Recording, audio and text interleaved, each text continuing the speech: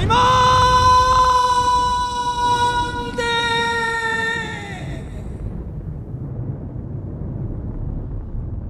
ମଣିମାନ୍ଦେବଙ୍କ ଉପରେ ଦେବାଦି ଦେବରାଜେଶ୍ୱର ଠାକୁର ମଣିମା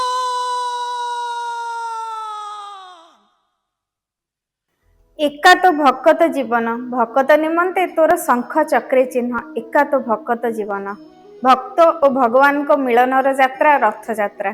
ପ୍ରତିବର୍ଷ ଆଷାଢ଼ ମାସ ଶୁକ୍ଳପକ୍ଷ ଦ୍ୱିତୀୟ ତିଥିରେ ରଥଯାତ୍ରା ପଡ଼େ।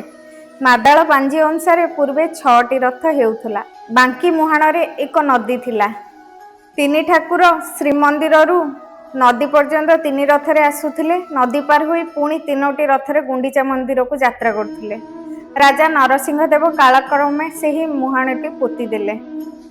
ଏହା ପରଠୁ 3 ରଥରେ ରଥଯାତ୍ରା ହେଉଅଛି।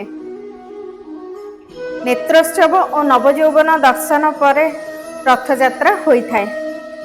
3 ଠାକୁରଙ୍କ ପହଣ୍ଡି ବିଜେ ପରେ ଗଜପତି ମହାରାଜ ଛେରା ପହଁରା କରିଥାନ୍ତି।